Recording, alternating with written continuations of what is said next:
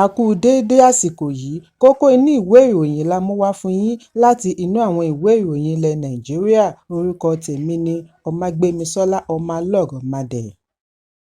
Àwọn ẹgbẹ́ agbábọ́ọ̀lù obìnrin Nàìjíríà Super Falcons balẹ̀ lánàá sí ìlú Àbújá lẹ́yìn àṣeyọrí wọn níbi ìdíje 2024 Women's African Cup of Nations (WAFCON) níbi tí wọ́n ti gba ife ẹlẹ́ẹ̀kẹwàá irú rẹ̀. Ikọ̀ yìí dé lọ́sàn-án àná pẹ̀lú ọkọ̀ òfurufú chartered value jet aircraft láti Rabat, orílẹ̀-èdè Morocco, lẹ́yìn àṣekágbá ìdíje tí wọ́n fi fún Morocco ní àmì ayò 3-2. Àwọn olólùfẹ́ wọn, òṣìṣẹ́ àjọ eré ìdárayá NSC àti NFF wà níkàlẹ̀ ní pápákọ̀ òfurufú Nnamdi Azikiwe láti kí wọn káàbọ̀. Gẹ́gẹ́ bí àtẹ̀jáde òwúrọ̀ àná láti NSC, gbogbo ojú pópó ìlú Àbújá yóò kún fọ́fọ́ bí Super Falcons yóò ṣe rìn pẹ̀lú ife lọ́wọ́ dé ilé agbára láti ní ìpàdé pẹ̀lú Ààrẹ Bọ́lá Tinubu. Bákan náà ni ayẹyẹ live concert yóò wáyé nírọ̀lẹ́ ní gbọ̀ngàn ńlá Eagle Square bẹ̀rẹ̀ láti aago 7 ìrọ̀lẹ́ pẹ̀lú àwọn ìlúmọ̀ọ́ká ìràwọ̀ olórin láti wá ṣeré fún wọn. Ikọ̀ Super Falcons kò pàdánù ìdíje kankan títí kan semi-final tí wọ́n gbá pẹ̀lú South Africa. Láti ẹ̀yìn ni wọ́n ti gbèrú Morocco tí kẹ́kẹ́ fi pa mọ́ wọn lẹ́nu ní Rabat. Ẹ̀kúnrẹ́rẹ́ ìròyìn wà ní ìwé ìròyìn Premium Times tó jáde lónìí. Ààrẹ Bọ́lá Tinubu ti fi àmì ìdálọ́lá dá àwọn ọmọ ẹgbẹ́ agbábọ́ọ̀lù obìnrin Super Falcons lọ́lá lẹ́yìn àṣeyọrí tó fìtàn balẹ̀ tí wọ́n ṣe níbi ìdíje 2024 Women's African Cup of Nations (WAFCON) tí ó wáyé ní Morocco. Níbi ìgbàlejò àwọn agbábọ́ọ̀lù yìí pẹ̀lú ikọ̀ òṣìṣẹ́ wọn lánàá ní ilé agbára ìlú Àbújá ni ààrẹ ti gbóríyìn fún okun, ìgboyà àti akíkanjú wọn bí ó ti ní èyí kò lè dùn jù báyìí lọ. Fún rírì iṣẹ́ ribiribi wọn ni ààrẹ fi fún ọ̀kọ̀ọ̀kan àwọn obìnrin yìí ní $100,000 $100,000. Bákan náà ni ó fún wọn ní 3-bedroom flat ọ̀kọ̀ọ̀kan wọn kí ó tó wá fi àmì OON dá ikọ̀ agbábọ́ọ̀lù ẹlẹ́ni 11 yìí lọ́lá. Síwájú àkókò yìí ni ààrẹ Tinubu gba ife lọ́wọ́ Rasheedat Ajibade bí ó ti kí wọn kú oríire tí ó sì jẹ́jẹ̀ẹ́ láti tẹ̀síwájú àti máa gbàdúrà fún wọn. Ìlérí Tinubu yìí dùn mọ́ àwọn ikọ̀ yìí nínú bí wọ́n ti fò fáyọ̀ láàrin ilé agbára tí wọ́n sì ń kọrin wípé bàbá wa lèyí na wa papa be this ooo. Nígbà tí ó ń bá àwọn agbábọ́ọ̀lù yìí sọ̀rọ̀, Tinubu ní òun kò fẹ́ wo ìdíje tí ó wáyé láàrin Nàìjíríà àti Morocco kí òun má bàa ní ẹ̀jẹ̀ ríru. Super Falcons jáwé olúborí ìdíje WAFCON fún ìgbà kẹwàá lẹ́yìn tí wọ́n fi ẹ̀yìn Lionesses Morocco gbolẹ̀ pẹ̀lú àmì ayò 3-2 ní alẹ́ ọjọ́ àbámẹ́ta. Ẹ̀kúnrẹ́rẹ́ ìròyìn wà ní ìwé ìròyìn Vanguard tó jáde lónìí.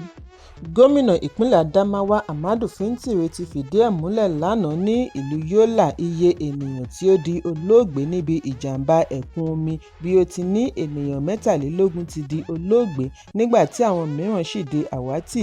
Fintiri tí ó dé sí pápákọ̀ òfurufú Yola láàrin aago 2:15 ọjọ́ Ajé lọ tààrà sí àwọn ìlú tí ìjàmbá yìí kó bá ní ìjọba ìbílẹ̀ Gúúsù Yola láti fi ìbánikẹ́dùn rẹ̀ hàn níbi ìpàgọ́ tí wọ́n pèsè fún ìgbà díẹ̀ ní ilé ìwé alákọ̀ọ́bẹ̀rẹ̀ Iléwà ni gómìnà ti ní ìpàdé pẹ̀lú àwọn ẹbí tí wọ́n di aláìnílélórí, fi ẹ̀dùn ọkàn rẹ̀ hàn bí ó ti fi dá wọn lójú àtìlẹ́yìn ìjọba láti pèsè ohun amáyédẹrùn kí àdínkù lè bá ìṣòro tí wọ́n ń kojú. Gómìnà kéde wípé ìjọba ìpínlẹ̀ yóò ṣe àgbékalẹ̀ ìgbìmọ̀ pẹ̀lú àjọṣepọ̀ àjọ alámòjútó ìṣẹ̀lẹ̀ pàjáwìrì ní ìpínlẹ̀ àti ìjọba àpapọ̀ láti ṣe àgbéyẹ̀wò bí ìjàmbá yìí ṣe pọ̀ tó. Àbájáde ìwádìí yóò tọ́ wọn sọ́nà ìgbésẹ̀ tí ó kàn láti fi ṣe ìrànwọ́ fún àwọn olùgbé tí ìjàmbá dé bá. Níbi tí ó ti ń bá wọn sọ̀rọ̀ níbi ìpàgọ́ ni gómìnà ti kọ̀rọ̀ ojú sí àwọn tí wọ́n lúgọ sí abẹ́ ìjàmbá yìí láti sọ ohun tí kò ṣẹlẹ̀ fún iṣẹ́ òṣèlú wọn. Ó ní àsìkò yìí kì í ṣe àsìkò òṣèlú tàbí ká máa nàka àbùkù. Àsìkò ìṣọ̀kan àti ìgbésẹ̀ ni èyí jẹ́. Gómìnà lọ ìṣẹ̀lẹ̀ ẹ̀kún omi yìí mọ́ àrọ̀rọ̀dá òjò àti kòtò ìdaminù tí ó ti dí lọ́wọ́ ìdọ̀tí tí kò jẹ́ kí omi ríbi wọ́ lọ inú odò. Ẹ̀kúnrẹ́rẹ́ ìròyìn wà nínú ìwé ìròyìn Punch tó jáde lónìí. Àwọn ajínigbé tí wọ́n jí akẹ́kọ̀ọ́ 6 gbé láti Nigerian Law School ni a gbọ́ wípé wọ́n ti ń lérí àti pa wọ́n dànù bí owó tí wọ́n ń béèrè kò bá di sísan. Àwọn wọ̀nyí ni wọ́n jí gbé ní ọjọ́ Àbámẹ́ta ọjọ́ 26 oṣù keje bí wọ́n ti ń rin ìrìn àjò bọ̀ láti Onitsha ní ìpínlẹ̀ Anambra lọ ẹ̀ka iléèwé wọn tí ó wà ní Yola, ìpínlẹ̀ Adamawa. Àwọn akẹ́kọ̀ọ́ yìí ni a gbọ́ wípé wọ́n fẹ́ padà sí ẹnu ẹ̀kọ́ wọn lẹ́yìn ìsinmi fún externship. Àwọn akẹgbẹ́ wọn yòókù ṣe ìdánimọ̀ orúkọ wọn sí ẹni ọ̀wọ̀ Ernest Okafor, Ogbuka Fabian, Onwama Philip, Okechukwu Mbadiegwu, Obalemi Emmanuel àti Obiora David. Nígbà tí ó ń fìdí ìṣẹ̀lẹ̀ yìí múlẹ̀, adarí akẹ́kọ̀ọ́ láti ọgbà iléèwé Yola ní ìgbà ìkẹyìn tí àwọn gbúròó àwọn akẹ́kọ̀ọ́ yìí ni kí wọ́n tó bọ́ sí ojúnà Benue àti Nasarawa. Orísun ìròyìn láti iléèwé ní àwọn agbébọn yìí ti kàn sí mọ̀lẹ́bí wọn láti béèrè fún 20 mílíọ̀nù náírà ọ̀kọ̀ọ̀kan akẹ́kọ̀ọ́ kí wọ́n tó lè gba ìyọ̀ǹda. Lẹ́yìn èyí ni wọ́n ṣe é ní ìlọ́po méjì. Iléeṣẹ́ ọlọ́pàá ìpínlẹ̀ Adamawa fìdí ìṣẹ̀lẹ̀ yìí múlẹ̀ nípasẹ̀ agbẹnusọ Yahaya Sulaimon bí ó ti ní ẹkùn wọn ti ń ṣiṣẹ́ pẹ̀lú àwọn akẹgbẹ́ wọn láti Benue fún àgbàkalẹ̀ àwọn tí wọ́n jí gbé. Ẹ̀kúnrẹ́rẹ́ ìròyìn wà ní ìwé ìròyìn Punch tó jáde lónìí. Gómìnà ìpínlẹ̀ Edo Monday Ọpẹ́bọlọ ti jáwé gbélé fún amúgbálẹ́gbẹ̀ẹ́ pàtàkì lórí epo àti afẹ́fẹ́ gáàsì Felix Osowenge Isere lórí ẹ̀sùn ìkówójọ lọ́nà àìtọ́ nítorí ìpàdé lórí epo àti afẹ́fẹ́ gáàsì tó ń bọ̀ lọ́nà. Ìkéde yìí wáyé nínú àtẹ̀jáde tí akọ̀wé ìjọba ìpínlẹ̀ SSG Umar Ekelo fi léde lówùúrọ̀ òní ní ìlú Benin. SSG ní bákan náà ni gómìnà kéde kí wọ́n figi gún ìpàdé tí wọ́n ń gbèrò rẹ̀ yìí ní kíákíá tí ó yẹ kí ó wáyé ní ọjọ́ 7 oṣù kẹjọ bí ó ti pa á láṣẹ kí wọ́n dá gbogbo owó tí wọ́n ti gbà padà. Ẹ̀kúnrẹ́rẹ́ ìròyìn wà ní ìwé ìròyìn Vanguard tó jáde lónìí.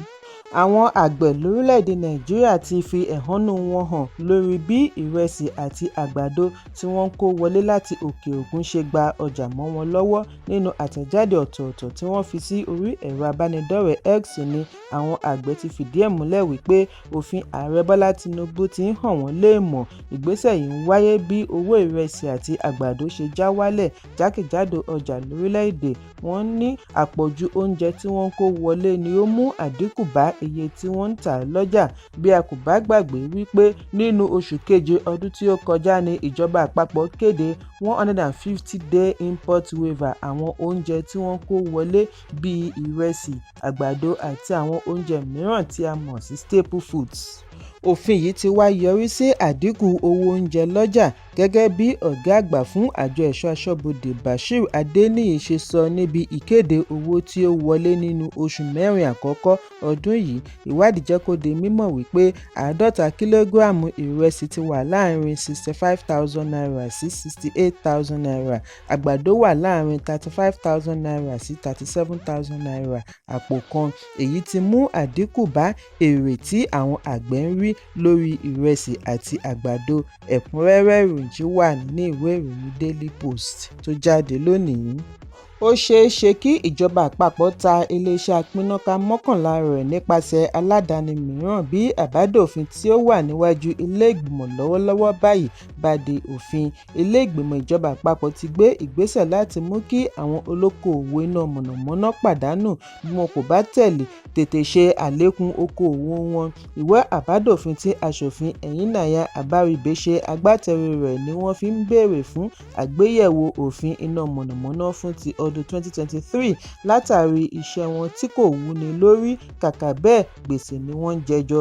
Ìròyìn jábọ̀ wípé discos 11 ni ó wà ní ẹkùn jákèjádò orílẹ̀-èdè. Lára wọn ni iléeṣẹ́ apínnáká Abuja, Jos, Kaduna, Èkó, Benin, Enugu, Ìbàdàn, Kano, Port Harcourt àti Yola. Ẹ̀kúnrẹ́rẹ́ ìròyìn wà ní ìwé ìròyìn Punch tó jáde lónìí. Orílẹ̀-èdè United States of America ti jẹ́jẹ̀ẹ́ láti má yọ̀ǹda ìwé ìgbélùú físà fún ọmọ Nàìjíríà tí èròǹgbà wọn kò ju láti wá bímọ sí ìlú wọn lọ.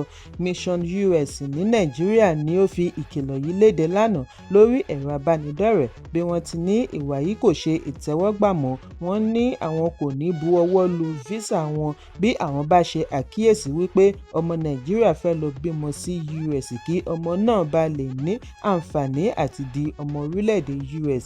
Àìpẹ́ yìí ni òfin tí ààrẹ orílẹ̀-èdè US Donald Trump bu ọwọ́ lù lórí ìwé ìgbélùú fún àwọn ọmọ orílẹ̀-èdè mìíràn tí wọ́n bí sí US dá awuyewuye sílẹ̀ bí ó ti ní wọn kò lẹ́tọ̀ọ́ àti di ọmọ onílùú, ṣùgbọ́n ọjọ́ Ẹtì tí ó kọjá ní ilé-ẹjọ́ ìjọba àpapọ̀ pa á láṣẹ kí ìṣèjọba Trump dẹ́kun òfin gbígbégi dínà ìwé ìgbélùú birthright order jákèjádò orílẹ̀-èdè.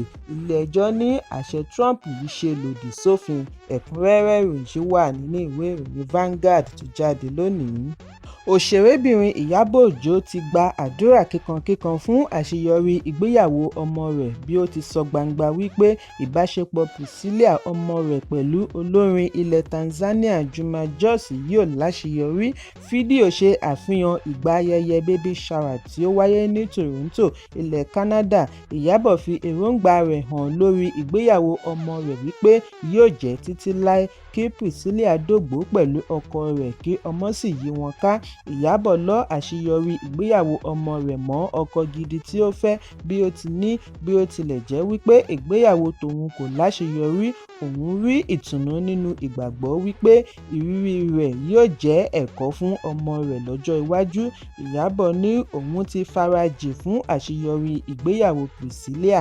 Ẹ̀kúnrẹ́rẹ́ ìròyìn wà ní ìwé ìròyìn The Nation tó jáde lónìí. Kókó inú ìwé ìròyìn tòní kò ní jù báyìí lọ. Ẹ pàdé mi ní ìrọ̀lẹ́ fún àkọ́tún ìròyìn. Kí a tó lọ, ẹ má ṣaláì fi àkíyèsí yín ránṣẹ́ kí ẹ sì bá wa subscribe sójú náà wa lórí YouTube kí kókó inú ìwé ìròyìn lè máa tẹ̀ yín lọ́wọ́ ní kíákíá.